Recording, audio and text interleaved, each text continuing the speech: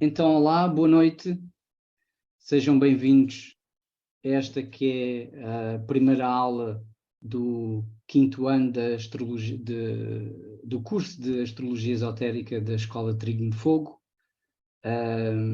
Este 5º ano vai ser dedicado à Astrologia Psicológica, que é a minha especialidade, e queria desde já agradecer ao Pedro, que me estendeu este convite para participar aqui nesta escola e lecionar este 5º ano. Também ao Luís Resina, que deu a minha referência ao Pedro, ao Diogo também pelo acolhimento e, claro, a todos vós de estarem aqui presentes. Obrigado pelo vosso interesse. Eu vou-me apresentar desde já, vou apresentar também o curso, portanto, o que é que vamos fazer ao longo deste curso. E, portanto, também vou trazer aqui um pouco sobre hoje o que é a astrologia psicológica. Basicamente, esta primeira aula vai servir um pouco para falarmos do que é o objeto de estudo da astrologia psicológica. Portanto, explicar o que é, como é que se caracteriza, o que é que a diferencia, digamos assim, em relação a outras correntes. Claro que falamos sempre em astrologia, não é? Obviamente. E às vezes aqui há definições, sectarismos, mas eu sou muito inclusivo, embora tenha a minha especialidade, que é esta da astrologia psicológica. Então, bem-vindos a todos uma vez mais e espero que esta aula seja positiva para vocês, que retirem daqui alguma coisa enfim, de alguma aprendizagem e que também vos motive, digamos assim, a aprender mais e a querer fazer parte aqui deste percurso. Então, pronto, algumas pessoas estão aqui, eu já conheço, já me conhecem a mim, outras não. O meu nome é Jorge Lancinha, eu já estudo astrologia há muito tempo, e eu digo sempre estudo astrologia porque acho que estamos sempre a estudar, não é? Isto é um lugar comum, acho que toda a gente diz isto porque é verdade, não é? Nós estamos sempre a estudar e sempre a aprender. E, portanto, desde cerca de 2000, já lá vão então 22 anos que eu comecei a estudar astrologia, não de uma forma assim, na altura, a pensar em ser astrólogo ou praticar. Isso começou a acontecer mais lentamente e acho que também é uma coisa que acontece com muitos, não é? Ou seja, vai começando a ser primeiro uma paixão, um interesse e depois sentimos que há ali qualquer coisa, que há um chamamento, digamos assim, e as pessoas à nossa volta também nos puxam para, se calhar, seguirmos esse caminho.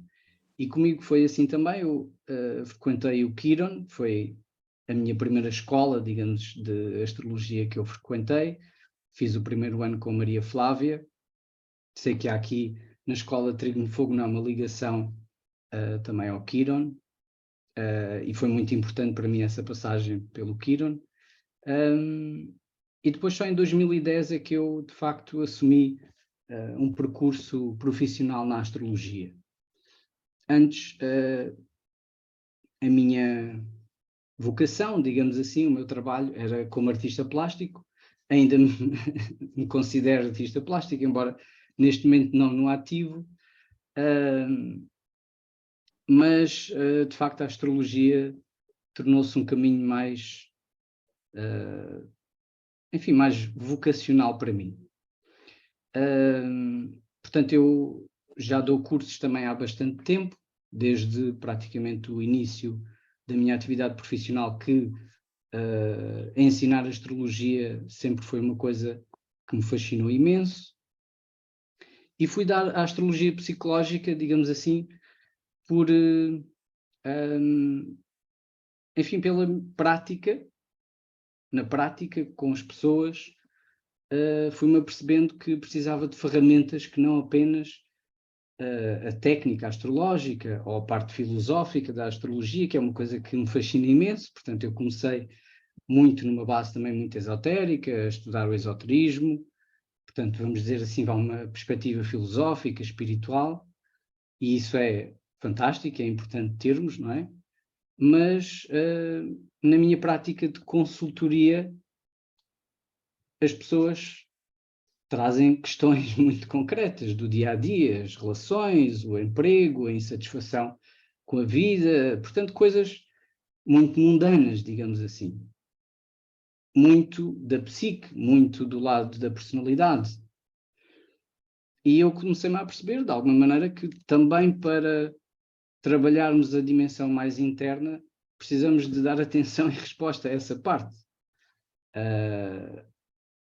Por mais, enfim, sintonizados, digamos assim, que possamos estar com algo mais profundo ou superior, ou o que quiserem, nós estamos aqui, temos que lidar uns com os outros e com toda esta vida que temos. E isso é, digamos assim, muitas vezes o nosso grande trabalho, não é? Aquilo que nos dá mais trabalho.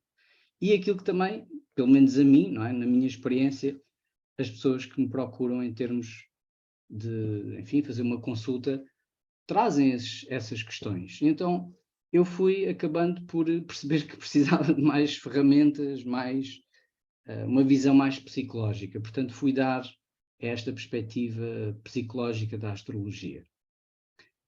Portanto, isto para dizer que não é que seja melhor do que outra, etc. Não tem a ver com isso, mas tem aqui uma especificidade, que é precisamente fazer um trabalho de consultoria, de apoio, de aconselhamento.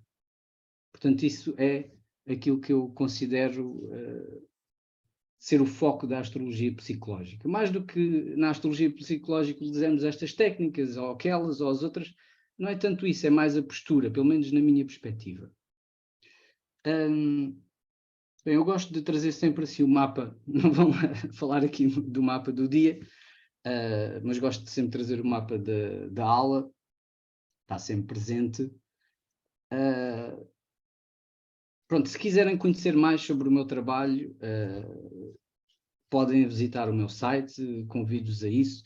Também não vou aqui falar muito mais sobre mim, portanto têm ali o meu currículo e são muito bem-vindos também se quiserem adicionar-me às vossas redes sociais e seguirem o meu trabalho. Portanto, focando-nos então, eu já comecei a falar um bocadinho, eu tenho uma lua em Leão, o palco, gosto do palco, mas ao mesmo tempo fujo do palco, não é? Portanto, comecei-me a apresentar a mim, mas entretanto já fugi para aqui, para a astrologia psicológica, e é isso também interessa sobretudo. Então, só numa perspectiva, lá está, não é de é melhor ou é pior, mas fazer aqui uma distinção. A astrologia psicológica foca-se sobretudo nos processos internos e não tanto naquilo que acontece fora.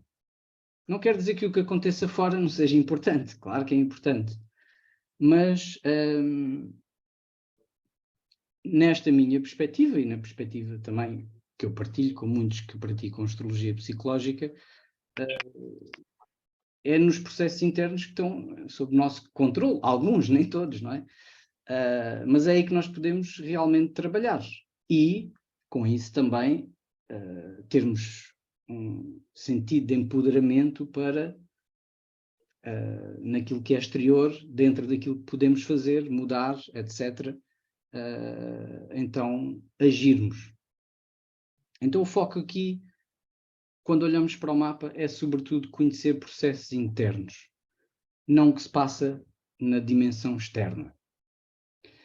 Na busca de significado, portanto, olhar para o mapa como um mapa de significado, ou seja, onde é que está o significado, onde é que é um apontador de significado, é como andamos ali à procura do significado das coisas que vivemos,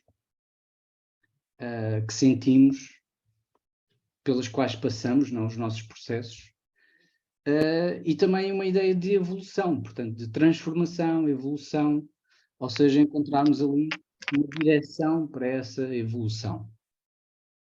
mais do que olharmos para o mapa também como, e obviamente estamos aqui a falar de astrologia que é natal, ou seja, dirigida ao indivíduo, mais do que descrever características da personalidade, a pessoa é assim ou é assado, que obviamente é importante, não é, nessa validação, podermos olhar para um mapa e dizer assim, bem, isto afinal está aqui, não é? E eu correspondo, isto de facto tem impacto e é importante. Mas eu diria que é uma coisa muito inicial, não é? Importa ir mais longe do que ficarmos nesta apenas descrição e entendermos então os processos. E não nos focarmos muito em determinismos. O que é que vai acontecer? Portanto, que é uma coisa muito comum também na astrologia, não é? Que é a perspectiva do prognóstico. Importante, na astrologia psicológica faz prognóstico, faz previsão, mas previsão é isso mesmo. A palavra previsão quer dizer, é como prever o tempo, não quer dizer que amanhã prevemos o tempo, segundo um determinado conjunto de circunstâncias, e essa previsão pode ou não pode acontecer. É isso, é prever, não é, não é certo, não é? Enfim, mas é uma discussão filosófica bastante ampla e com perspectivas também diferentes. Portanto, o objetivo desta astrologia passa muito pelo empoderamento das pessoas que praticam e que vão em busca dela. Portanto, sentir que a informação que eu retiro do mapa me empodera, não me limita. E ao fazer isso, eu amplio a minha possibilidade de escolha. Também outra discussão filosófica interessante que me é muito cara, que é a questão do livre-arbítrio, se temos ou não temos, até que ponto, enfim. Mas nesta perspectiva, na minha perspectiva, eu penso que é por aí, é potenciar exatamente o nosso livre-arbítrio, a nossa livre escolha. Mas isso só é feito quando temos consciência das possibilidades. Esta astrologia psicológica tem muitas referências, mas uma delas incontornável, e podemos dizer assim, talvez o grande, enfim, de onde surge muito daquilo que é o movimento da astrologia psicológica, embora ele não tenha sido astrólogo, nunca se assumiu como astrólogo, tenha praticado, aprendido, até tirou alguns cursos por correspondência, hoje já se sabe isso. A Liz Green publicou recentemente um livro sobre a prática astrológica do Jung, mas sobretudo a psicologia dele foi muito baseada em estudos que ele fez da astrologia, da alquimia e de outros assuntos assim pouco consensuais na ciência, não é? No mundo científico. Ele sempre se assumiu como um cientista. E eu trouxe aqui 3 frases dele, que eu acho que são, de alguma maneira, estão por detrás desta perspectiva que eu aqui também vos estive a transmitir. Então, uma em que ele diz, até onde podemos discernir o único propósito da existência humana é acender uma luz de significado na escuridão do mero ser.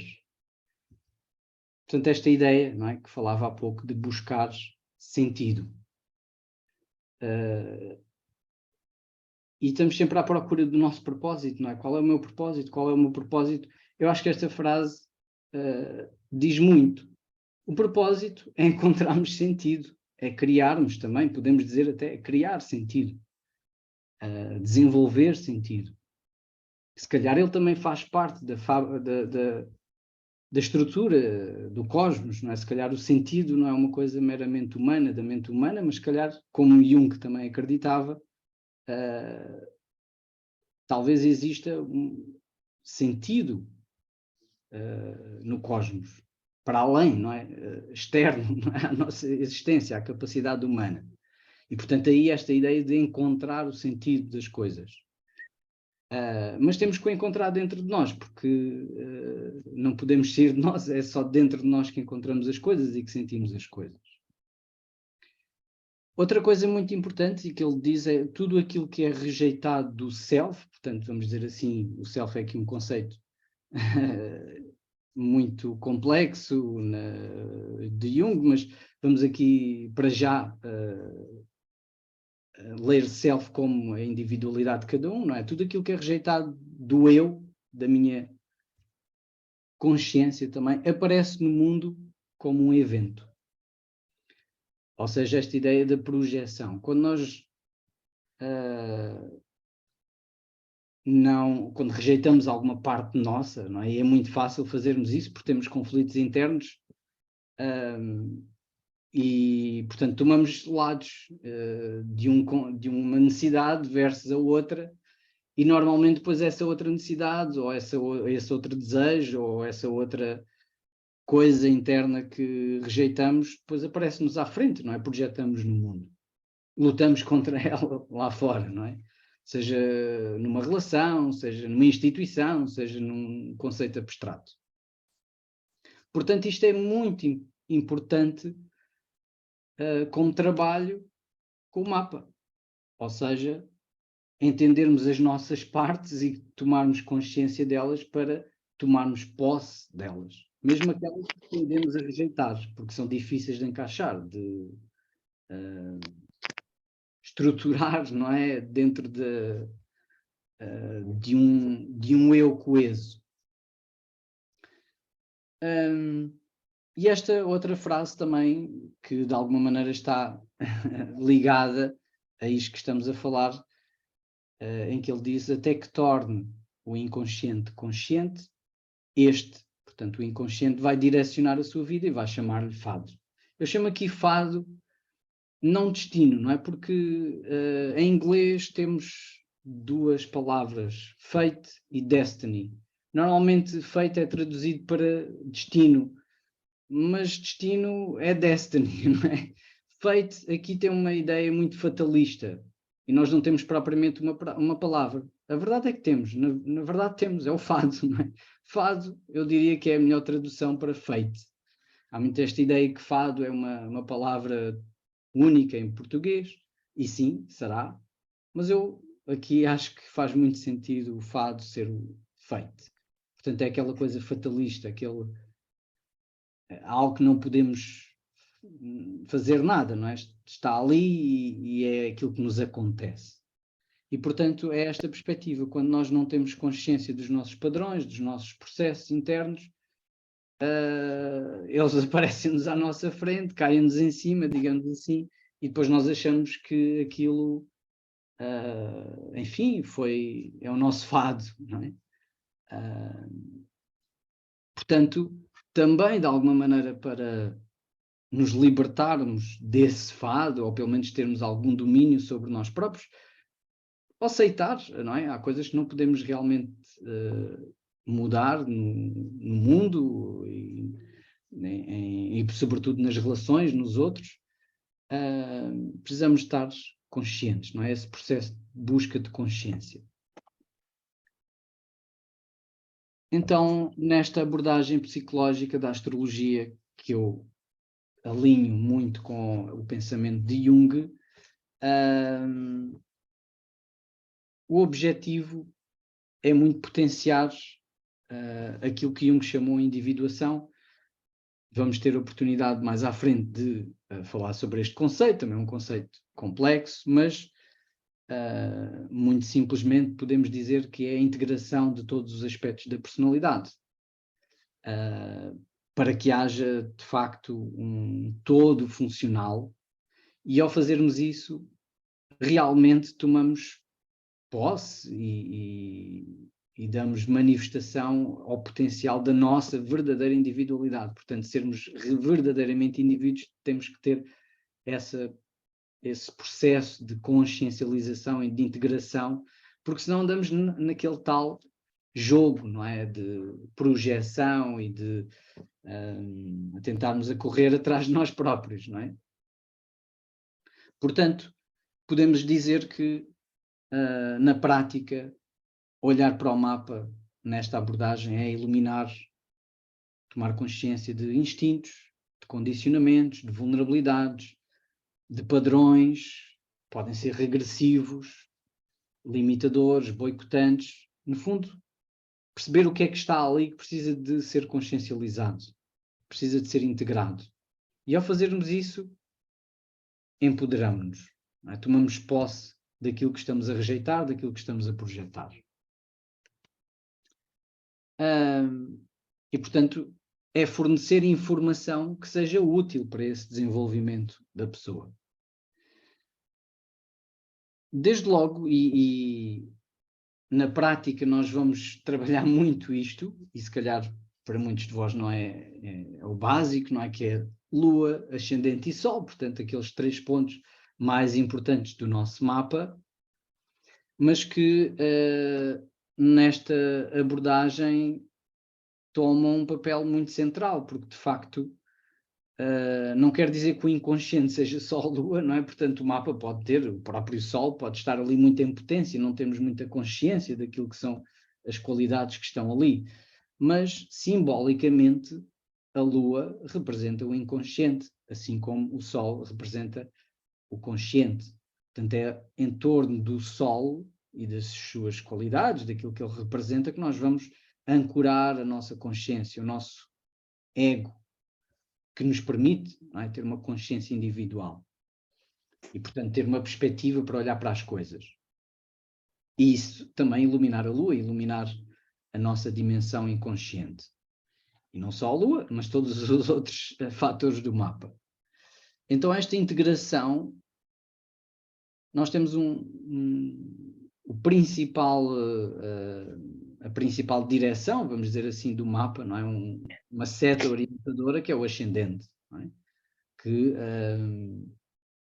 fala do momento preciso do nosso nascimento. Então, esta é muito a base da interpretação que eu faço. É muito simples, e às vezes a astrologia psicológica é acusada de ser muito simples. Eu não diria que é simples, no sentido em que é pouco profunda, antes pelo contrário. Às vezes temos que simplificar para entender as coisas. Às vezes, quando é muito complexo, depois não entendemos nada e não tiramos dali nada. Então, eu diria que tecnicamente a astrologia que eu pratico é simples, mas é profunda, espero, não é? E esta ideia de integrar, portanto, Sol e Lua através do ascendente. Isto é algo que Liz Green, Sás Portas, portanto, esses autores que são grandes referências da astrologia psicológica também seguem, obviamente, esta linha. É aí que eu também ancorei a minha base. Gostaria também de trazer aqui 2 citações de 2 autores. Um é o Dan Rudyard, que imagino que conheçam, já tenham ouvido falar. Este sim talvez é o autor que agarrou muita coisa da psicologia junguiana, não conhecendo Jung, nunca interagiu, pelo menos que saiba, com Jung, mas agarrou exatamente nas ideias de Jung e aplicou-as à astrologia. E, portanto, aqui sim temos o grande filósofo, não é? Que criou a base teórica inicial desta corrente, vamos dizer assim, corrente. E ele diz uma coisa, pronto, isto só para corroborar algo que falámos há pouco, não é? O mapa define a estrutura do indivíduo. Ele é a planta aqui no sentido como a planta de uma casa, do que poderá se tornar no templo do homem completamente maduro e aperfeiçoado. Eu disse poderá se tornar, pois o mapa natal diz respeito unicamente a potencialidades. Ele não promete coisa alguma em termos de factos definidos e concretos. Ou seja, isto numa perspectiva, não é, evolutiva, quando Rudyard escreveu isto, não é? Portanto, de alguma maneira havia aqui uma mudança também em termos daquilo que é a perspectiva da astrologia. Hoje A astrologia dita tradicional está a surgir muito, mas eu penso que isto continua a ser muito válido e importante, porque quando nós olhamos para o mapa à espera de ver ali os factos concretos da nossa vida, caímos no determinismo, mesmo que não tenhamos consciência disso, não é? Quantos filhos é que vou ter, se vou casar, se não vou, se vou ser despedido para a semana ou não. Enfim, eu estou a olhar para factos, estou a tentar entender ali uma coisa que realmente me tira poder se eu penso dessa maneira. Não quer isto dizer que eu posso tudo, não quer isto dizer que eu tenho a liberdade de fazer o que eu quiser, como eu quiser, quando eu quiser. Temos condicionamentos, obviamente, e estas potencialidades também não são potencialidades apenas cor-de-rosa, fofinhas, são a potencialidade também de distorcer as coisas, a possibilidade de entender mal as coisas, é o meu viés, não é? Portanto, isso também está no mapa. Não quer dizer que seja sempre uma perspectiva cor-de-rosa, não é? Outro autor, este atual, um livro que eu considero realmente um grande contributo para a astrologia, este The Archetypal Cosmos, do Chiron Legris, é um livro de 2010, em que ele diz, pois a astrologia, segundo a oportuna definição de Tarnas é o Richard Tarnas, que também é um autor muito importante, do qual ele foi aluno, não deve ser entendida como literalmente preditiva de eventos futuros e dessa forma indicativa da inescapável mecânica de um destino pré-ordenado. Porque a verdade é essa, se nós, mesmo não querendo não é, cair no fatalismo, se nós acreditamos que de facto podemos literalmente prever as coisas, das duas uma, ou a pessoa é tão inconsciente que funciona de uma forma mecânica, e isso é perfeitamente possível, não é? Porque quando nós não temos consciência dos nossos processos, é mais fácil prever coisas, não é? Porque sabemos que a pessoa, enfim, não se questiona, não tem espírito crítico, não se transforma, então vai bater sempre na mesma tecla, e aí é mais fácil prever, sendo que também temos que dar a possibilidade que é daquela vez que realmente alguma transformação acontece, não é? Eu acredito na transformação. Ao invés, a astrologia é arquetipicamente preditiva, sendo que ela fornece informação acerca dos fatores arquetípicos de fundo, dos temas e assuntos em geral, evidentes na nossa experiência e não sobre a forma específica de manifestação desses arquétipos. Ou seja, realmente nós podemos fazer previsões desta perspectiva arquetípica. Ou seja, depois do evento é fácil, nós, com certeza já vos aconteceu, não é? Olhamos para as notícias, olhamos o mapa do momento e dizemos, aqui está, não é? Isto corresponde completamente àquilo que é o céu do momento. Depois de acontecer é fácil, porque aí nós conseguimos ver que aquele tema encaixa naquele arquétipo. Portanto, naquela qualidade. Agora, fazer isso ao contrário, não é? Ou seja, ok, que é óbvio, não é? Se nós vemos que isto afinal funciona assim, há esta correlação, então queremos fazer para amanhã, para depois da amanhã, para o próximo ano. Só que aí esbarramos nesta questão. Sim, podemos se calhar falar daquilo que arquetipicamente é possível prever. É possível prever uma mudança de qualidade, determinadas questões e temas que possam vir a lume, transformações que possam ocorrer segundo uma determinada linha, mas depois dizer qual é que vai ser o presidente eleito, isso, por exemplo, não é? Quando houve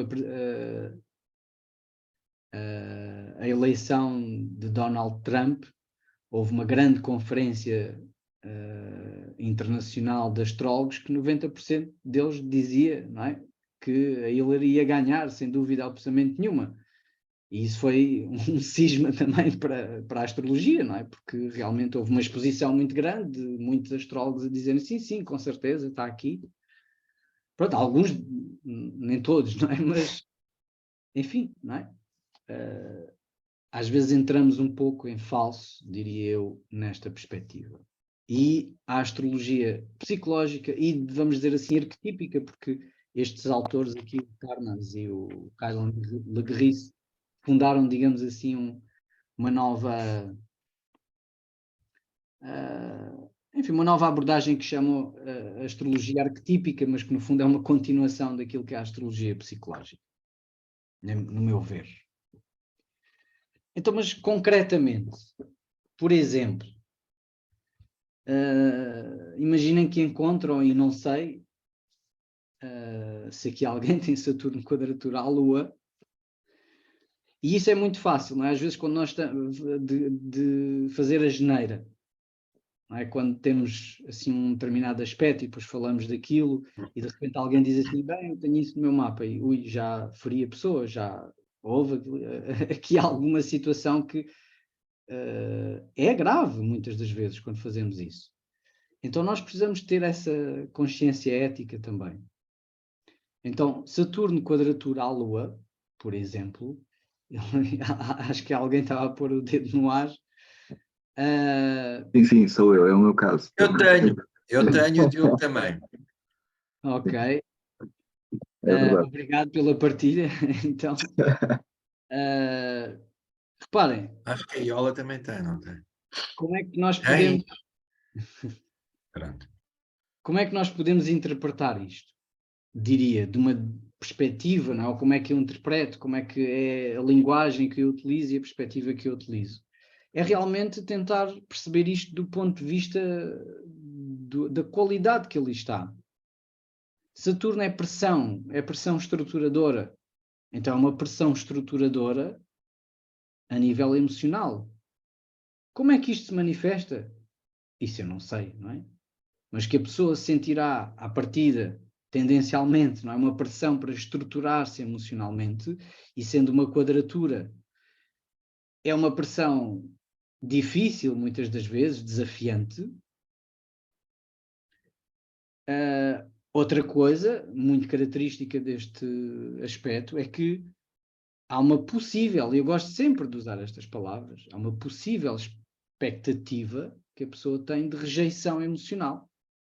Portanto, eu quando estou perante alguma situação em que me sinto vulnerável ou que espero algo emocionalmente do outro, eu já vou com aqui uns óculos, não é? Um filtro, que é este filtro do Saturno-Lua, Saturno quadratura à Lua, que me diz, ok, é muito expectável que eu seja rejeitado, que esta necessidade seja negada. Isto é muito diferente de eu chegar e dizer assim, a mãe é autoritária e castradora. Ou houve abandono na infância. Mesmo que eu, se calhar, em 10 casos, 20 casos, 30 casos, 90% das vezes eu até possa reconhecer coisas deste género, mas eu não posso dizer, não é, que é sempre assim, até porque há casos em que isto depois não é assim. Então, isto também não ajuda, não é? Dizer assim, a mãe é castradora, ou que abandonou, ou que não amamentou, ou que rejeitou. Isto não ajuda, antes pelo contrário, fere, não é? É a tal descrição, a tal mera descrição que não fazemos por má fé, nem muitas vezes é, enfim, ou porque aprendemos isso, não é? Lemos os livros e diz lá, e então vamos por esse caminho de, enfim, tentar acertar. Também é uma coisa que pesa sobre, não é? O astrólogo, esta ideia de que temos que acertar qualquer coisa da vida da pessoa para ela confiar que realmente aquilo está a funcionar, mas isso pode de facto não ser útil e ainda por cima poder ser de facto até prejudicial. Mas quando eu falo assim, não é? Ou seja, eu de alguma maneira mostro qual é o processo, isto pode trazer entendimento, espero, não sei, para quem tem este aspecto, com certeza já leu muito sobre ele, já se debateu muito com ele, não é? Portanto, então poderíamos dizer, não é? Para quem tem este Saturno quadratura Lua, poderia ser muito mais interessante dizer que é importante reconhecer quando aquelas defesas que nós colocamos são limitadoras, porque elas estão lá por alguma razão, não é? Estão lá, eu estou-me a defender porque, de facto, há ali uma dor, há ali uma vulnerabilidade que eu sinto que tenho que me defender. Portanto, aquela defesa é válida. Portanto, precisamos de validar as defesas. Mas convidar a pessoa a refletir quando é que essas defesas não são demais, não é? Ou seja, eu estou com uma armadura imensa em cima para enfrentar uma tropa de mosquitos, não é?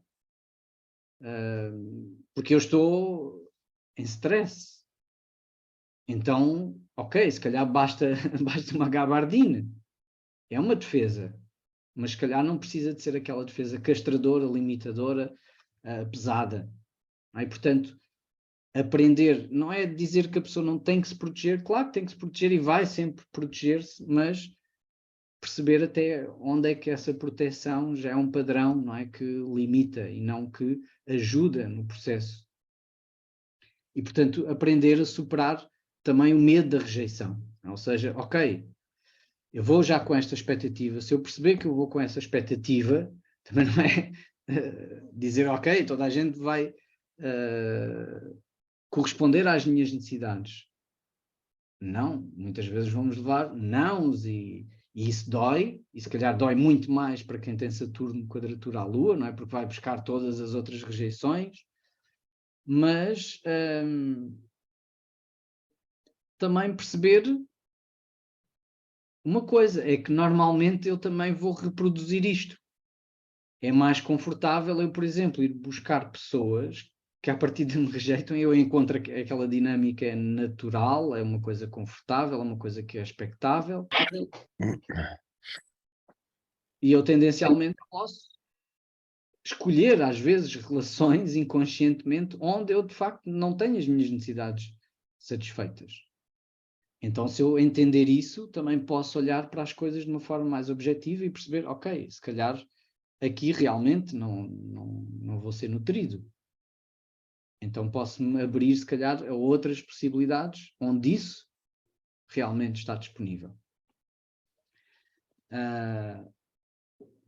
E pronto, e não entrar, isto, reparem, é uma perspectiva que tem a ver com trabalho, tem a ver com transformação, tem a ver com entendimentos e fazer processos de crescimento, e não uma mera descrição que pode ser extremamente limitadora, que é dizer existem bloqueios emocionais que impedem a intimidade e a ligação emocional. Ou seja, eu nem sequer estou a dar a hipótese que isto possa transformar. Então, se eu ficar nesta descrição, é como eu dizer à pessoa, ok, a pessoa é bloqueada emocionalmente, pronto, é assim. Ou dizer uma coisa ainda mais grave, que já ouvi muitas vezes, infelizmente, ok, isto indica infertilidade. E o quanto isto pode ser altamente destrutivo. Não significa infertilidade. Significa que pode haver uma certa relutância, por exemplo, em a pessoa cuidar de outros. Não é? Em assumir uma perspectiva de colo. Porque isto pode pesar, posso não sentir que sou capaz, enfim, depois é todo eu tenho que ouvir a pessoa, dialogar com a pessoa para entender, não é? E ajudá-la também de alguma maneira a perceber o que é que está por detrás disto.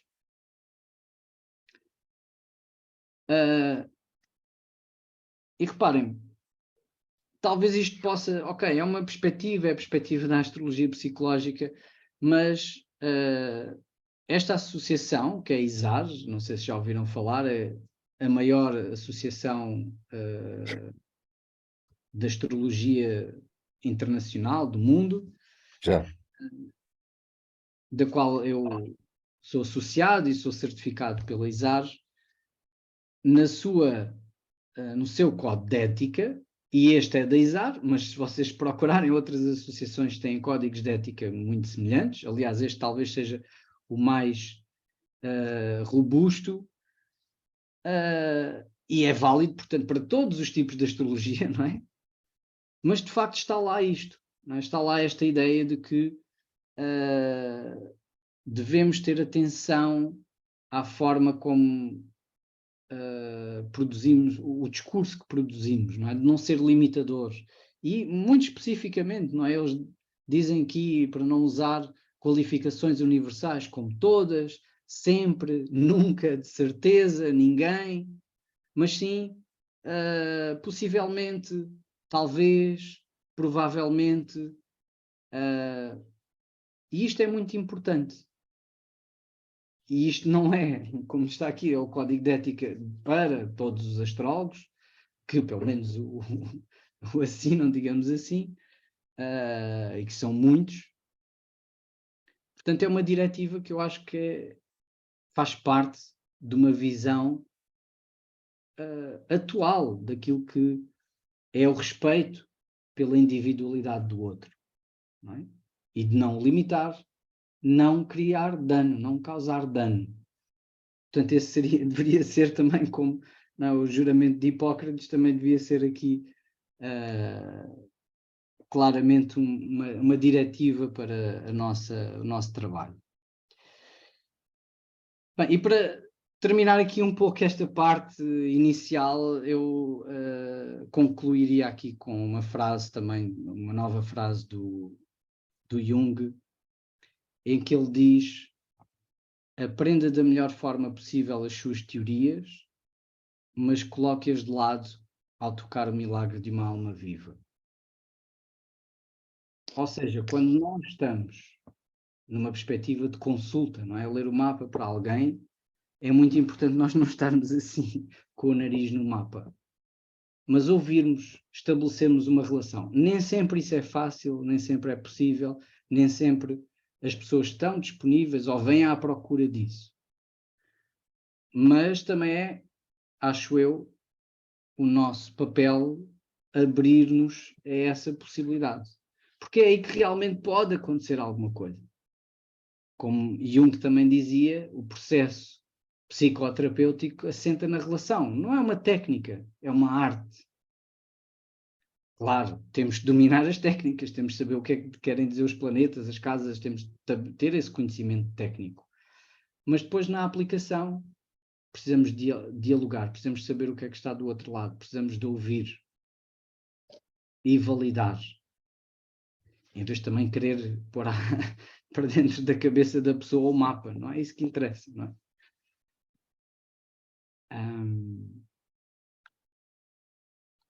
Alguma dúvida, questão ou comentário que queiram fazer? Eu entrei aqui um pouco derrompante com esta parte mais teórica, mas interrompam-me também sempre que quiserem. Alguma questão que queiram fazer, podem abrir o vosso microfone. Escrever aqui, se quiserem, no chat.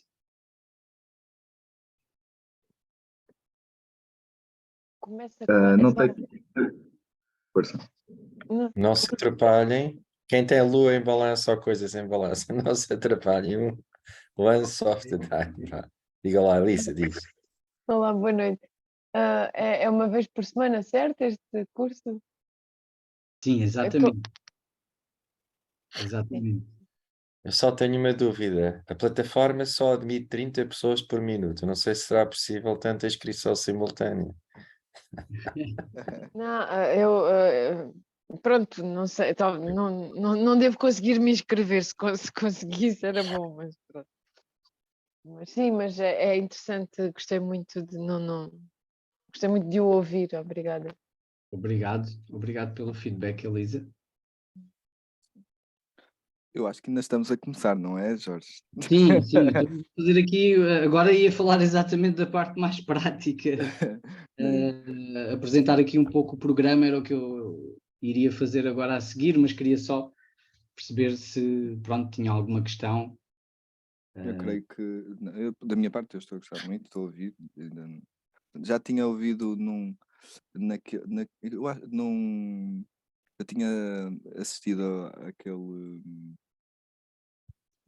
aquele encontro internacional de astrólogos que ocorreu em 2015, creio. Falaste lá do esquivo Mercúrio, certo? sim, com a Luísa A Zancote, sim. Luísa, sim, recordo-me. E foi a primeira vez que te ouvi. Mas estou a gostar muito, muito de te ouvir e acho que é muito importante realmente trazer esse lado de não sermos deterministas na astrologia. Por isso, continua, não te vou retirar tempo de palco, ele é todo teu e a tua lua em Leão deve querer gozar bem desse palco, não é? Eu não teria tanto, eu acho que o Jorge tem muita sensibilidade na relação com o outro, Tem, mas nota-se. eu pessoalmente não teria tantas reservas mas cada um sabe se tantas reservas na questão da predição. Para mim, como filósofo e na astrologia humanista e transpessoal, é impossível a previsão porque há sempre um fator que é o livre-arbítrio. E Uhum.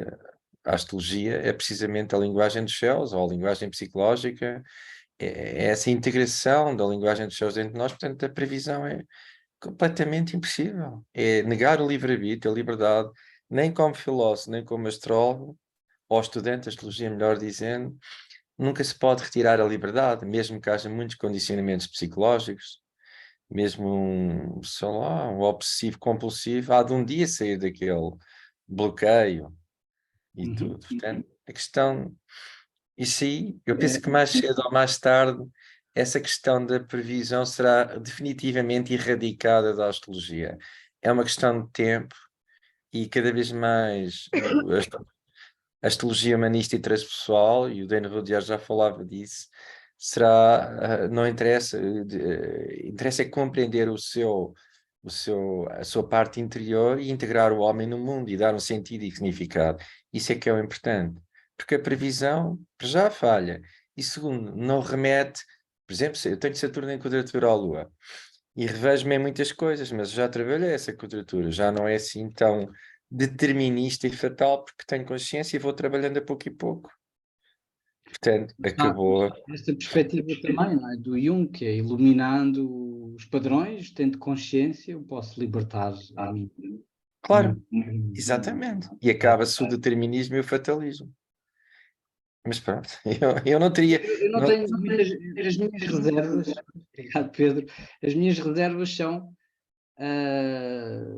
Não são reservas em relação àquilo que eu penso, não é? Mas sei que hoje em dia há um movimento muito grande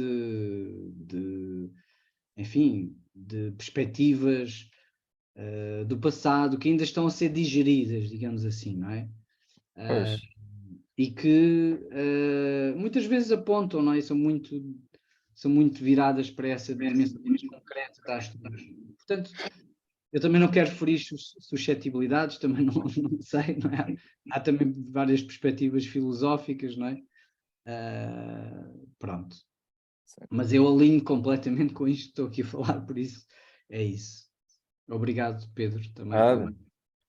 não sei se as meninas querem fazer mais perguntas, aproveitem. A Helena, a Célia que é Leão, está a fazer o processo de individuação. A Célia Alves ou a Célia Jesus Pereira. Não sei se querem fazer perguntas. Não queres fazer, Célia? Ok.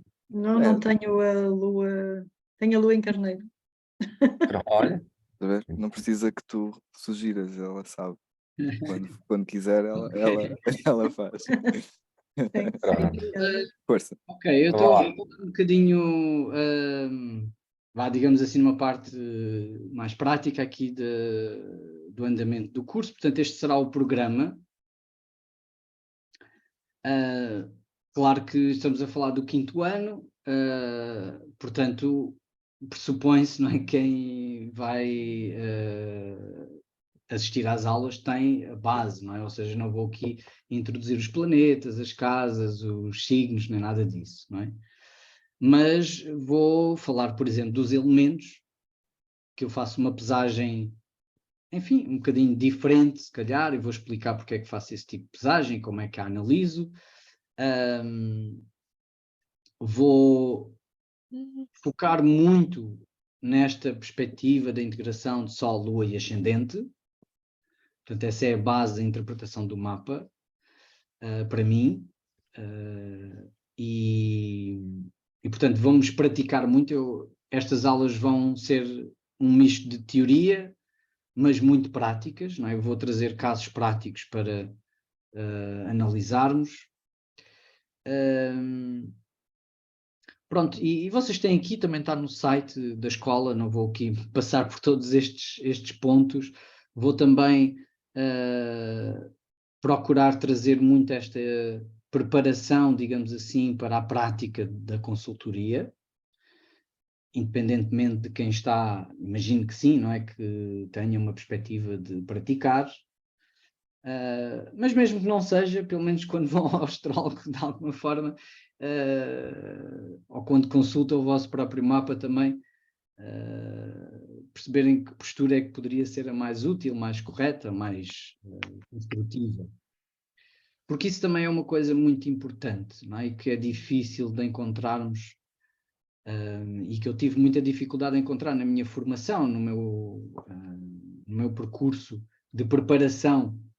Eu preparei-me, digamos assim, passando pelas brasas, ou seja, começando a dar consultas, é que eu aprendi como é que se dava consultas, porque uma coisa é aprender a linguagem, uma coisa é aprender a astrologia e saber como é que tudo aquilo funciona, o que é que quer dizer, e depois, ok, e agora? Tenho uma pessoa à minha frente, por onde é que eu começo? A pessoa está-me a dizer isto, não percebe nada de astrologia, portanto eu estou aqui a falar destes Saturno, quadratura à Lua, eu tenho que traduzir isto, eu tenho que saber conversar, tenho que perceber que se calhar há pessoas que não vão entender aquilo, ou que como é que eu comunico, há pessoas que se desmancham a chorar, e o que é que eu vou fazer com isso, não é? Como é que eu toquei ali numa dor imensa, e agora o que é que eu faço?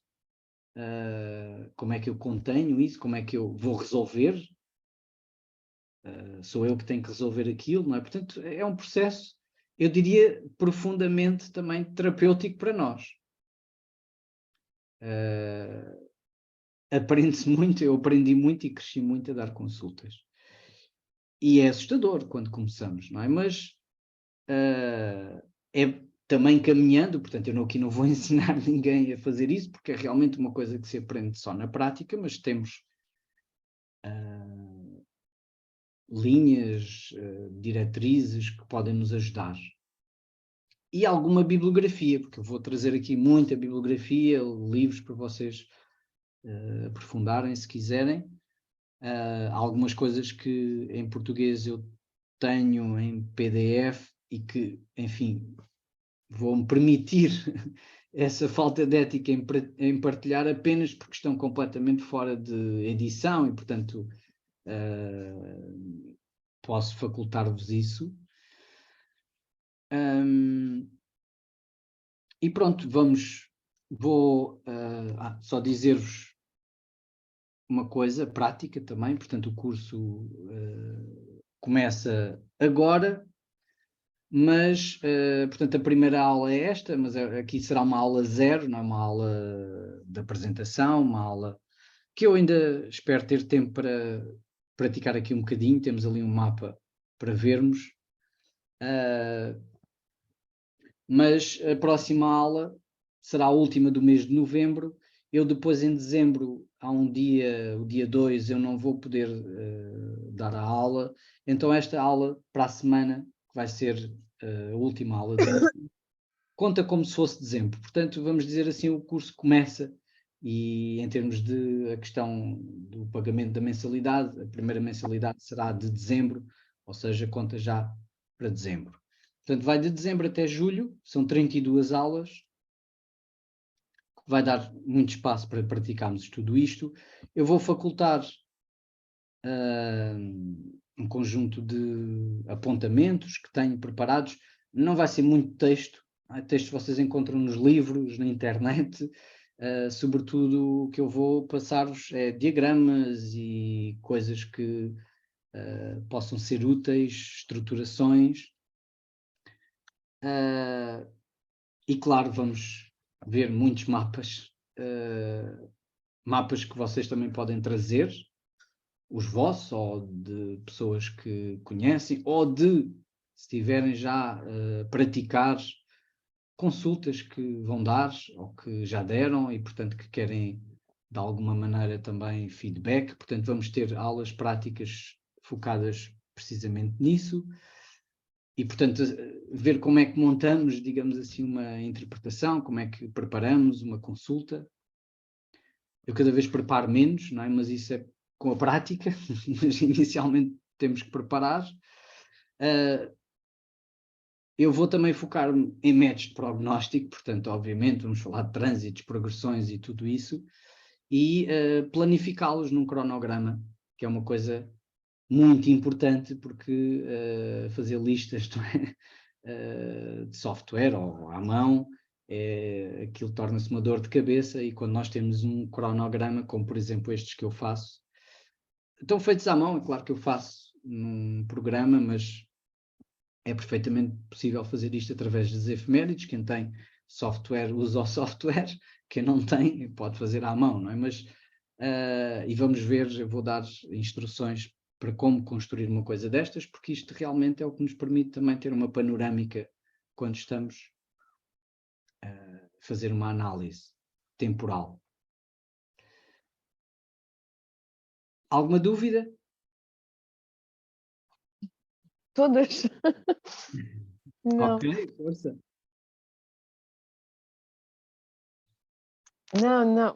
Não há dúvidas quando. Não.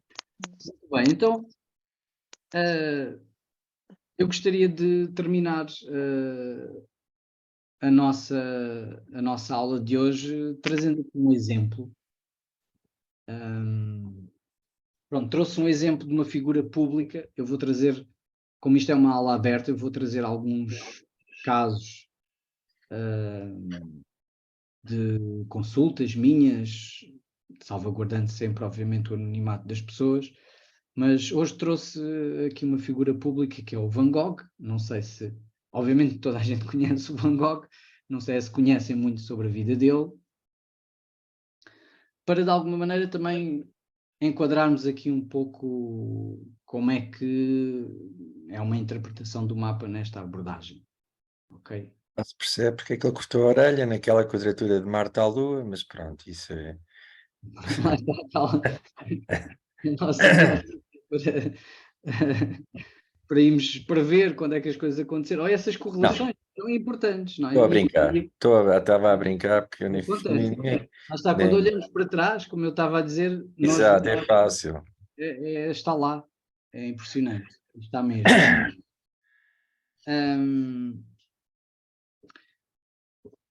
Então, pronto, isto é basicamente aquilo que vamos também aprender, além de, obviamente, calcular o mapa. Não aprendemos a calcular o mapa, hoje em dia fazemos no software, mas a pesagem dos elementos e dos modos, que eu utilizo estes diagramas assim redondos porque visualmente para mim ajudam mais do que olhar para números. E uma outra coisa que também vamos aprender a fazer, se não souberem, que é a árvore dos dispositores. Por exemplo, é uma coisa que é muito ligada a perspectivas tradicionais, mas que obviamente não há aqui técnicas que são exclusivas de uma coisa ou de outra. Todas as técnicas nós podemos utilizá-las. O que interessa é a perspectiva. Só que, pronto, quando nós olhamos para isto é avassalador. Não é? Por onde é que começamos?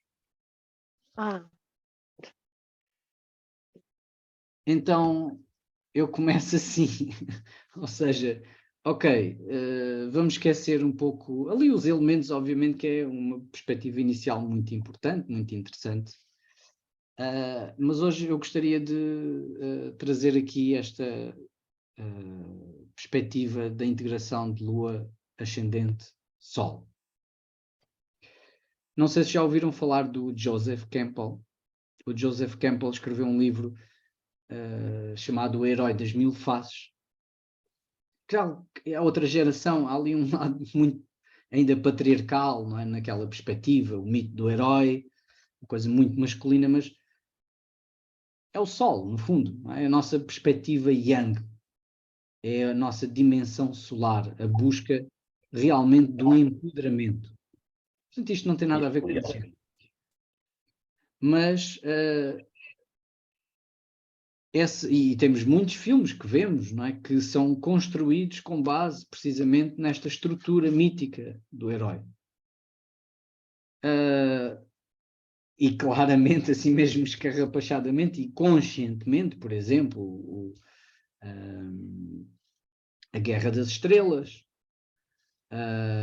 é um exemplo claramente disso, ou o Matrix, por exemplo, é outro caso que foi produzido e construído e escrito exatamente para reproduzir esta dimensão mítica. E o que é que nós vemos? E é um padrão, não é? Portanto, é uma coisa muito conhecida, que conhecemos na nossa própria vida, mas vemos escarrapachado em muitos filmes. Que é esta ideia de um herói, reparem, não sabe quem é o pai, não é?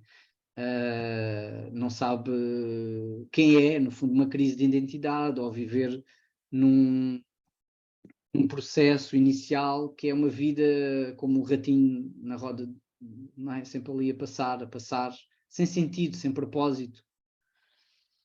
Portanto, é uma vida muito lunar. E numa primeira fase, nós nascemos para aquela lua, não é? Porque ela, num ano de vida, já deu 12 voltas ao nosso mapa, portanto, já ativou tudo e mais alguma coisa 12 vezes. Portanto, a lua é aquela batida constante que nós sentimos na nossa vida e que às tantas torna-se também inconsciente.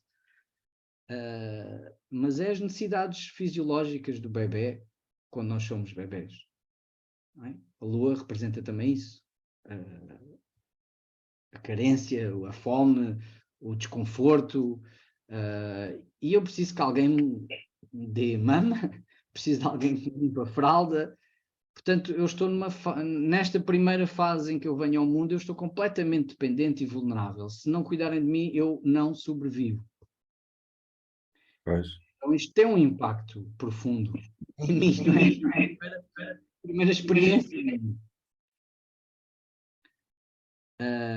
Então a lua está lá, não é? Então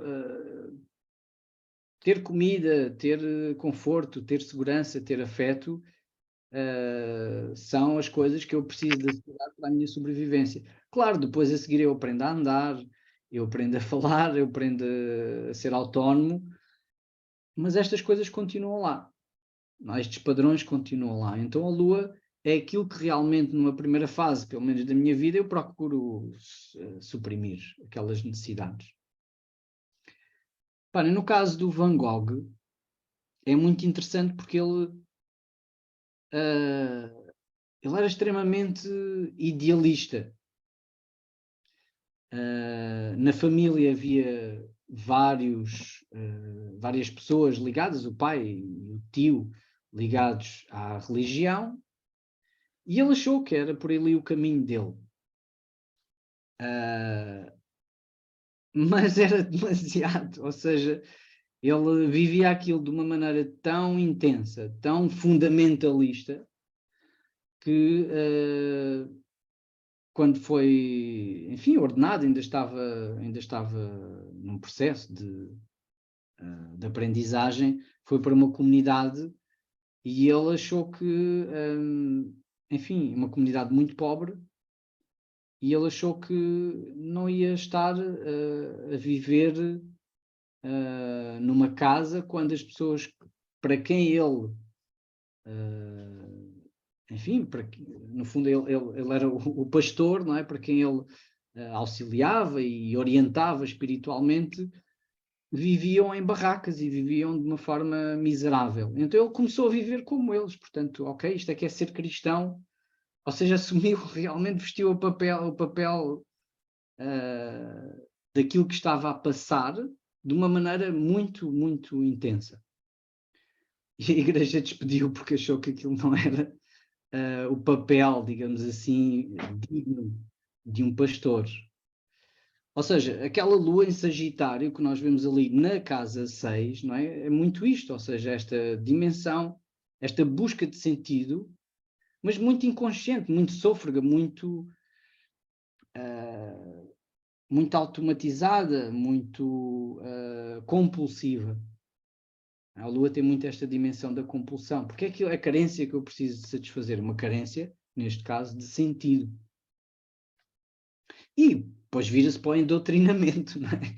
Que era aquilo que ele procurava. Depois também, no fundo, acabava por ser bruto e agressivo para as pessoas para quem doutrinava, porque queria, de alguma forma, que elas metessem na cabeça aquela sua doutrina e aquela sua perspectiva. Ou seja, de uma forma muito inconsciente, a casa 6, esta perspectiva do serviço, não é? E de uma humildade, não é? De, ok, eu vou para o terreno e vou até viver miseravelmente como aqueles que, a quem dou uma orientação espiritual. Claro, aquilo não funcionou, não é? Portanto, e as artes foi o caminho que ele depois encontrou. Mas eu trouxe esta ideia porque, de facto, tem muito a ver com esta lua em Sagitário. Mas como é que se sai daqui, então, desta perspectiva lunar? A saída, digamos, o caminho é mostrado pelo ascendente. Caminho que começamos a fazer desde o momento em que respiramos pela primeira vez, que é isso que o ascendente mostra, não é? O momento da nossa primeira respiração. Todo o mapa, mas o ascendente é aquilo que realmente muda com o minuto, não é? Então podemos dizer que é simbolicamente ali o ponto da nossa entrada, damos o pé no mundo. E o ascendente é uma direção, estamos a caminhar, é aquele sentido. Há muito esta coisa, não é? Também esta pergunta, mas eu sou mais o meu ascendente, mais o meu sol, é uma pergunta muito comum, não é? Assim, Cansativa até dizer chega. É isso e nas luas cheias. Mas a lua está em Leão, não, mas o sol tem Aquário. Essas são as duas típicas depois mais. O Diogo encontramos ainda. muitas das vezes aquelas coisas que dizem, o ascendente a partir dos não sei quantos anos torna-se mais importante, O etc. Diogo tem paciência para responder isso, eu já não tenho. Mas pronto, continuemos. Mas eu diria que há aqui uma coisa importante, é que realmente o ascendente, embora esteja presente desde sempre, porque é o caminho que nós vamos trilhando, não é? Ele torna-se mais consciente a partir, precisamente, talvez ali próximo do retorno de Saturno. E no mito do herói nós encontramos isso, que é, há um momento, que é o afasta de mim esse cálice, não é? Está na paixão de Cristo, nós encontramos lá esse momento, ou seja, em que eu rejeito o caminho, eu rejeito a missão, eu não quero isto. Portanto, e nós vamos rejeitando várias vezes até aceitarmos. Esta aceitação já implica uma certa maturidade. Então eu diria que sim, mais tarde, quando temos maior consciência de nós próprios, e aí, se calhar o retorno de Saturno, isto não é nenhuma regra, mas em volta do retorno de Saturno, é quando nós, se calhar, encontramos ali um ponto em que, ok, isto tem mesmo que ser. Se não foi antes, começa a ter que ser, mais claramente, aceitar aquilo. Que é a missão, no fundo. E o que é a missão aqui de Van Gogh? Caranguejo. E o que nós vemos é que, de facto, embora estejamos a falar de uma personalidade conturbada, perturbada e patológica, não é? Na altura ele não foi diagnosticado propriamente assim como seria hoje, não é? Mas de facto ele tinha uma perturbação psicológica grave, não é? E portanto temos que colocar essa camada em cima do mapa, não está cá a perturbação no mapa, não acredito nisso, mas vemos a manifestação na vida dele deste ascendente, deste caminho, que é a relação emocional, a ligação emocional. Reparem, este endoctrinamento de Lua em Sagitário é uma coisa que não tem ligação. Ele, por mais empático que pudesse querer ser com as pessoas a quem queria cuidar, ele não estava a ver quais eram as necessidades das pessoas, não é? Ele não estava aberto a isso, ele não estava ligado. Portanto, eu estou no meu idealismo a projetar doutrinas. Então, o ascendente em Caranguejo, o que pede para este desenvolvimento é eu preciso de me ligar ao sentir. E isso eu faço também através das relações, e portanto ele teve relações, paixões nas quais se projetou muito, em que ele assumiu aquilo claramente como a saída da vida dele, aquilo que era realmente importante para ele. O problema é que depois, enfim, não teve a capacidade de aguentar a rejeição, até porque, enfim, apaixonou-se pela prima, portanto, uma prima que tinha ficado viúva, e ele achou, ok, agora vou eu cuidar dela. Claro, a prima rejeitou, o tio rejeitou aquilo também liminarmente, e isto foi uma catarse complicada e que despoltou precisamente também desde logo uma crise psicológica grave, em que ele chegou, há um episódio em que ele vai ao tio, portanto o pai da rapariga, e mete uma mão em cima de uma vela e diz: eu não tiro daqui a mão enquanto não me deixarem ver a rapariga. Claro que aí foi a vez em que o tio disse assim mesmo, agora é que não o vejo mesmo de certeza, não é? Mas via-se que era esta busca deste caminho, não é? Ou seja, a procura da ligação emocional. Depois teve outras situações, não é? Mas sempre estes vínculos que ele procurava criar, claro, procurar no sítio errado, de alguma maneira, mas ao procurar isso, era onde ele estava a tentar encontrar uma saída para a vida dele, um desenvolvimento para ele. Encontrou na arte. Na arte também temos aqui uma projeção de fantasia, de sensibilidade, o irmão, desde logo, não é? A grande âncora da vida dele, portanto, a ligação que ele ainda assim conseguiu manter, talvez porque o irmão tinha muita paciência e havia ali uma ligação forte, não é? De amor entre eles, portanto, havia esse suporte. E ao fazer isto, ao nós entrarmos neste caminho do ascendente, começamos a orientar-nos para uma perspectiva solar. E reparem que o que é que reconhecemos em Van Gogh? Van Gogh é um pioneiro, foi um pioneiro. Alguém que fez algo único, uma pintura expressiva, expressionista, não é? Ele foi o precursor do movimento expressionista. Portanto, algo que na altura era rejeitado como agressivo, como... Hoje olhamos para uma pintura de Van Gogh e dizemos, uau, coisa extraordinária, fantástica. A nossa estética, a nossa sensibilidade estética hoje consegue olhar para aquilo e ver uma coisa bonita e harmoniosa, mas na altura, enfim, alguém que pinta diretamente com os tubos na tela, uma tinta rugosa, uma coisa agressiva com cores guerridas, é agressivo, não é? Mas é uma agressividade... Sim, Diogo? Não, estava a dizer que é carneiro, não é? Tipo, é a energia Uhum. de impulsão, de vir para É a um frente, impulso. de expressar, não é? Pioneirismo. Há até um filme, não sei se conhecem, há vários filmes sobre o Van Gogh. Há um assim antigo que é com o Kirk Douglas, em que há uma cena em que ele está com o Gauguin, ele corta a orelha porque há uma rejeição, uma vez mais, reparem, a rejeição da ligação emocional. Ele projeta-se muito nas ligações emocionais e depois quando é rejeitado não aguenta isso. Este caminho do caranguejo, não é? Ser uma dor Traz um física. sofrimento. É.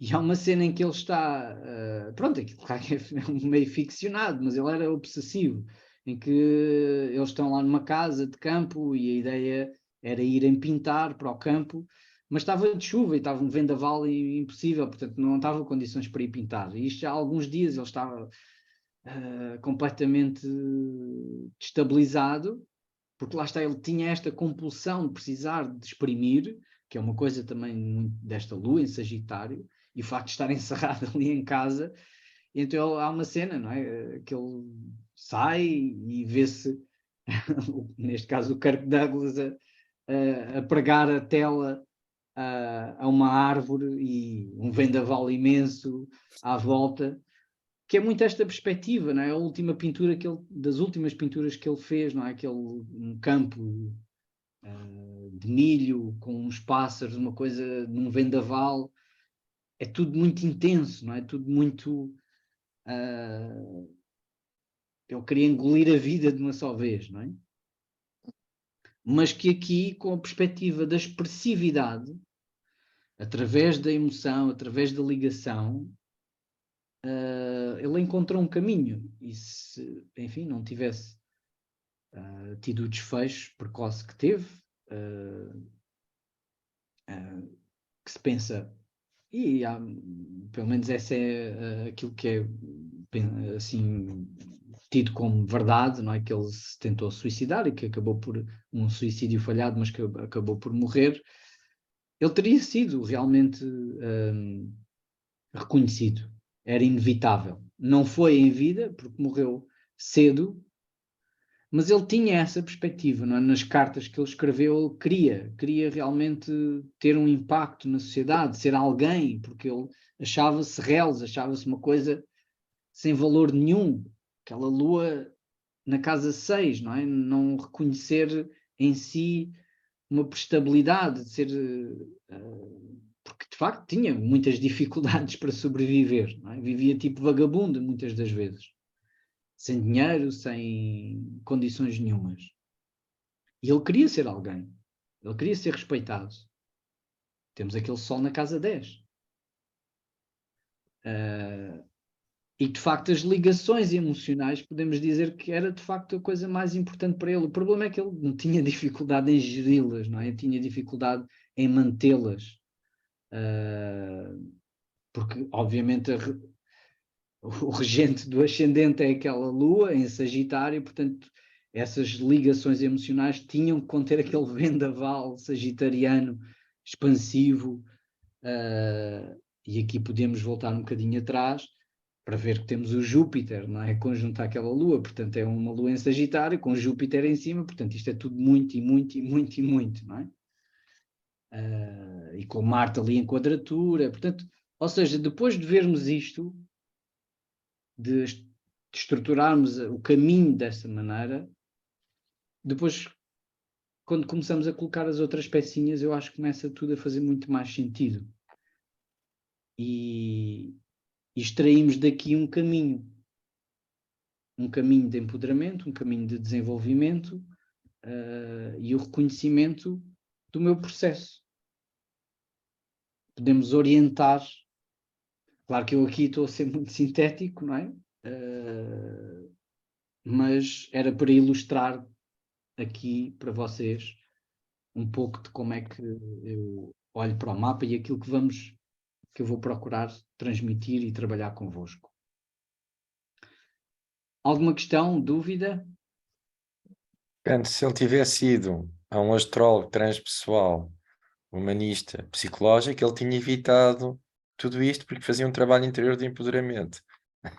Acho que não custava Quando hora. esteve internado, depois de ter cortado a orelha, ele esteve internado e há uma série de retratos que ele fez do médico, e nessa altura que ele tinha aquela comunidade, que ele estava integrado, que ele estava ligado às pessoas, ele foi muito mais produtivo, ele estava estável.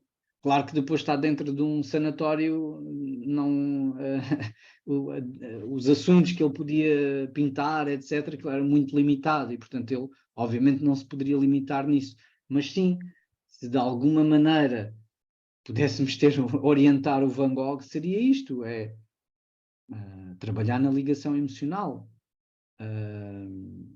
vincular-se às pessoas certas, não necessariamente àquelas que depois é um boicote, não é? Claramente, não é? Que acontece muitas vezes. Nós temos dúvidas, estamos ambivalentes em relação a uma coisa, então vamos escolher algo que realmente já inconscientemente sabemos que não vai dar. Mas é interessante que a Vênus está conjunto a Marte em Peixes, no meio do céu, o que expressa, e Neptuno é um ideal, não é? Portanto, ele expressou de uma forma, diria, em termos Vênus esta que rege a casa 5. Pois, olha, exatamente. Portanto, explico. Até a arte ele fez uma espécie de ascese, não sei, transmutação dos desejos, tudo aquilo que não teve, ele fez uma espécie de alquimização. Portanto, a arte foi a saída dele para isto tudo e tentar comunicar com aquela... Uma arte muito pioneira, muito dele, muito expressiva, não é? Muito de individualidade, ou seja, ele nunca quis seguir nada nem ninguém, não é? Ou seja, mas apenas a sua própria vontade, aquilo que desejava, que é uma coisa muito carneiro, não é? Uhum. O regente. Bem, mas agora não temos. O regente esotérico, aquele Neptuno, também está em paz. A casa 9, pronto, ó. Sim. E aquilo tudo ali em touro foi a bomba de expressão daquela Vênus. Mas pronto, Aquele não touro é queres. muito interessante, não é? Porque são os únicos planetas que ele tem em Terra, sendo que Plutão e Urano são transpessoais e, portanto, pouco relevantes no sentido deste processo, se calhar, mais pessoal, e é aquele Saturno, que era realmente o grande handicap que ele sentia, que era a parte material, a parte da sustentabilidade, o vender quadros ou não vender, não é? Que é aquela coisa célebre que se conhece, o Van Gogh, agora vendem-se quadros por milhões e milhões e ele nunca vendeu um quadro em vida. Acho que foi só a irmã, não foi? Numa feira que vendeu um quadro, foi só a irmã. Mas depois Conseguiu. a coisa foi devolvida, pronto. É assim, tentava, não é? O irmão tentava vender os quadros dele. Coitado, até aí foi rejeitado. Lá está, eu diria que com o tempo, se ele tivesse sobrevivido, se ele tivesse conseguido, não é, fazer face aos seus processos difíceis, aquele Saturno teria, perdão, abundância com certeza, não é? E sucesso. Pois como é que lidaria com isso ou não? Não sabemos, não é? Mas, aliás, o próprio mapa, se nós fizermos os trânsitos, isso também é uma coisa interessante, os trânsitos para lá da morte, o mapa ainda assim continua a ressoar com exposições importantes, com o reconhecimento da obra, é muito interessante isso. Que Que ano é que ele incrível. morreu? Em que ano é que ele morreu? Que eu já não me recordo. Agora não consigo precisar. Não consigo precisar quando é que ele Há morreu. uma... Bem, mas há uma coisa interessante. A mulher que durou mais tempo foi uma francesa que chegou a ser namorada dele. 120 anos ou 114. Mas pronto, é uma curiosidade. E dizia que ele vestia-se mal, era sujo, mas não sei quanto. E pronto. Mas foi uma francesa, durou 114 anos. Ah, ok. Essa Não, mas durou 114 anos ou 120. É a pessoa que está referida como a mais longevidade. Não sei se inventaram ou não ser namorada, mas foi contemporânea de Van Gogh, que o conheceu, que saiu com ele uma ou duas vezes. E pronto. Ok. É o facto. Mas foi em 1890. É isso, 1890, ok. exato. 29 de julho de 1800. É. Portanto, Durou morreu muito cedo. pouco tempo, É, nem morreu 40 cedo. anos. Ele morreu muito cedo. Foi, olha, estava na crise da meia-idade É. quando morreu. Não aguentou. Ele Há um exemplo. já nasceu com aquela tensão, não é? Uhum. Lunar. Yeah. Está aqui um exemplo, ou seja, este mapa, se ele fosse uma consulta de astrologia transpessoal e psicológica, ele conseguia canalizar todo este potencial de forma criativa e superar as crises. Pronto. Bem, pelo menos teria um referencial, não é? Para trabalhar e uma orientação. Depois, né, o trabalho temos que fazer nós, não é? E isso também é uma coisa importante, sabermos a limitação Sim, da ferramenta e do que podemos fazer. E numa hora e meia, que normalmente é aquilo que duram as consultas, há é pessoas que impossível. fazem É terapia impossível. de anos e anos, não é? Portanto, mas pode, obviamente, ser muito. A astrologia, estamos aqui todos, é porque realmente reconhecemos o poder e a Eu diria, ferramenta extraordinária que é. É que não tendo astrologia, ele só se relacionava com as rejeições externas, não é? Dele, de quem ele era. Não se podia, ascendente não câncer, podia, não é? De uma com Marte. lógica de como ele é, o que é que ele tem a ser dinamizado nele próprio, não é? E a Lua está na cauda do dragão, portanto aquilo já vinha de outra vida. Se calhar ele tinha cortado a outra orelha, agora cortou esta. É As verdade. rejeições já vinham do passado. Pronto, isso diria que mostra de facto o quanto aquilo é também muito compulsivo, não é? E difícil de integrar. Sem dúvida.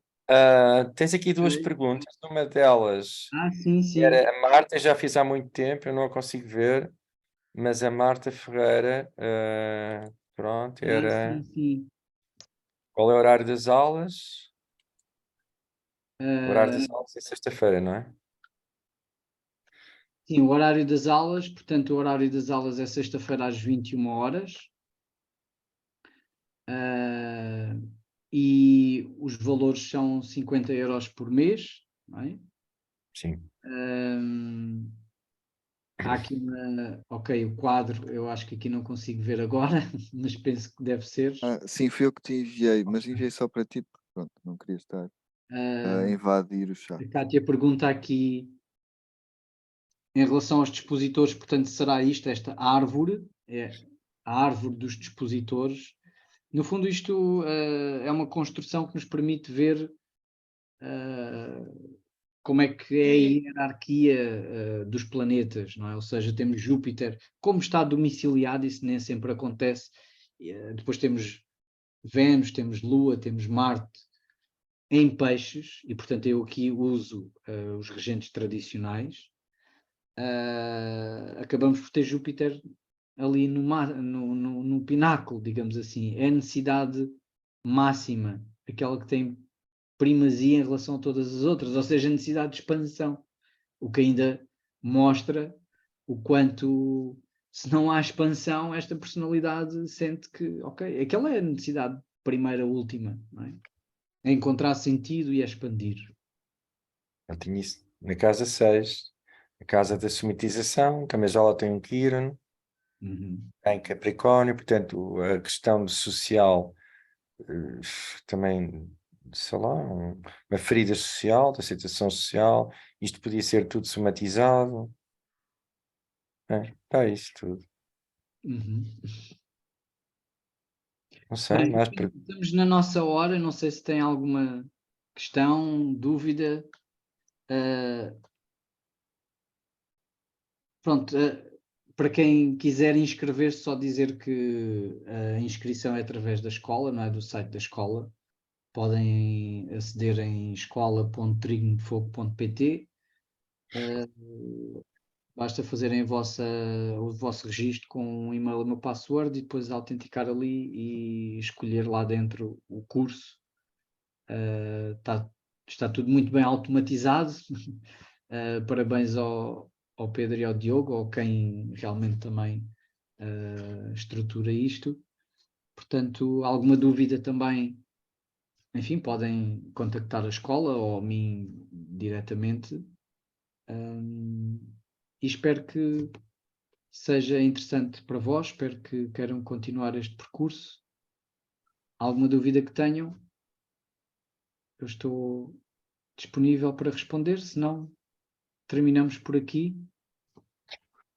Então, olha, deixa-me só dizer da parte da escola que ia te agradecer, foi muito interessante. Portanto, foi muito interessante. Se alguém tiver alguma dúvida na inscrição, pode enviar para info@trinodefogo.pt ou então, através de SMS para o WhatsApp 91 526 1412. Eu posso pôr aqui no chat. Podes. Arroba. info@trinodefogo.pt.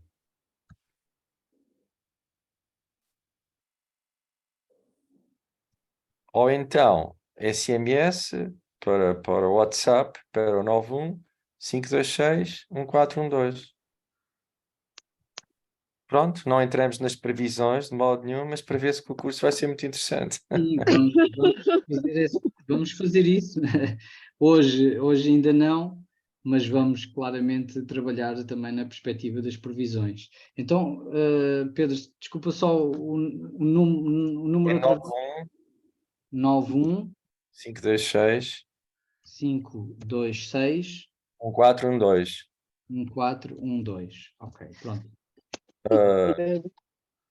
Ok, pronto, este é o meu número, mas pronto, eu só respondo em WhatsApp Portanto, mandem-me uma mensagem ao WhatsApp com quando puder, eu Há aqui respondo. uma pergunta acerca de exames. Não vamos fazer exames, mas vamos ter um processo aqui mais prático É, durante as pois, aulas.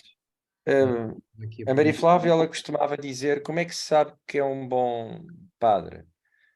O próprio seu é que sabe, como é que se sabe que é um bom astrólogo? Quando ele começa por dentro a afinar com a nota das esferas, não há exames, não pode haver testes. Uma pessoa pode saber muita técnica, mas pode, por exemplo, como o Jorge disse, não estabelecer uma ponta ou um contato com os outros, falta-lhe isso, então não pode ser astrólogo.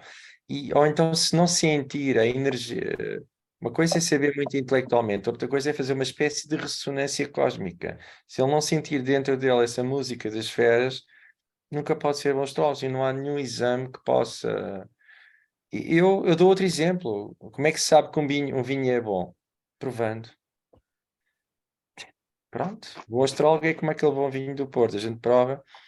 Sim, há qualquer coisa aqui que é diferente, mas eu não sei explicar o quê. Isso é exatamente. A boa astrologia é como o vinho do Porto. A gente, pronto, um bom astrólogo, a gente toma o vinho, nem precisa de beber muito. Sabe-se que aquilo tem qualquer coisa diferente. Fala a pessoa que não bebe vinho, não é, Pedro? Olha, eu não bebo vinho, mas pronto, eu sei pelo aroma que é bom. Sim, É muito sério. bem. Olha, eu gostei muito da tua Então, exposição, espero Pedro. que este curso seja um bom vinho, Sim, temático, saboroso. é verdade. Não, certeza que Convidativo. será. Certeza que É será. bom, é de certeza. E eu quero reforçar a importância deste curso pelo seguinte: eu sou psicóloga e sinto muitas vezes a necessidade de saber mais, porque uma boa psicoterapia não se faz durante muitos anos, às vezes faz-se ir aos pontos certos. E isto é um caminho prático, muitas vezes, para se chegar lá de forma mais rápida. Portanto, força, que é uma área muito importante. Obrigado, Luísa. Acho que sim, acho que é um bom complemento para a psicologia e a psicologia também é um bom complemento para a astrologia. Penso que o Pedro Exatamente. E quem faz psicoterapia devia ter isto como base. Também concordo Ei, plenamente. eu não vejo mapas, Sim, mas a sua iniciativa. há aí muita energia de balanço. Eu não sou tão, eu aviso logo. Pronto. Portanto, força, Jorge. Ok. Obrigado, então. Obrigado a todos pela vossa Obrigado. presença. Obrigada. Foi muito Obrigada. Obrigado, interessante. Jorge. Obrigada E também. Então, a próxima aula será dia, Jorge? Será na próxima semana, portanto, à mesma hora, à sexta-feira, às 21 horas. Portanto, essa aula é a substituição de dezembro e em dezembro começa o curso, então. Sim, no fundo é isso. Começamos para a semana, mas essa aula irá entrar aqui para substituir a aula de dia 2 de dezembro, que eu não vou poder dar. E, portanto, funciona como se fosse o mês de dezembro, ok? A ideia é Pronto, assim. então, ok, obrigadíssimo mais uma vez, super interessante. Quem se quiser inscrever, é ir à plataforma. Se tiverem dificuldades, porque às vezes tudo o que é automático, como disse o Jorge, nunca pode substituir a consciência de uma pessoa, arranja problemas, mandem-me um SMS para o WhatsApp que eu respondo, ou para o info, eu respondo logo que puder. Certo? Se quiserem se inscrever para o ano inteiro, a escola dá um desconto de 10%. Pronto. E quem se inscrever até ao final de novembro, bem, não, para este curso não começa só agora. No fundo, Mas agora posso, funciona, não é? Como sendo novembro, mas é o dezembro, não é? Portanto, agora sim. exato. Para os outros cursos, quem se quiser inscrever até ao mês de novembro tem acesso a todas as aulas desde o princípio do ano. Começou em outubro. Pronto. É assim. Obrigadíssimo, mais uma vez. Jorge, muito obrigado também e boa sorte e bem-vindo mais uma vez aqui à escola. É um gosto ter-te connosco. Eu espero para o ano poder também frequentar, porque ainda estou no início, portanto, quero ainda ter bases, mas é muito importante. Célia queria fazer aqui uma pergunta. Diz Não. lá, Célia. Não. Não queres? Não. Pronto. Ok, então eu vou Boa também noite, parar então. aqui a gravação. Depois vou enviar-vos, para todos que se inscreveram, vou enviar a gravação. Quem está aqui já viu, assistiu à aula, mas quem não teve a possibilidade de o fazer, eu vou enviar o link para a gravação. Uma vez mais, então, obrigado pela vossa presença, pelo vosso interesse e espero ver-vos nas próximas aulas. Um abraço, então, boa noite. Com certeza. Obrigado. Obrigada. Boa noite. Boa noite, obrigada. Obrigada. Boa noite. Obrigada.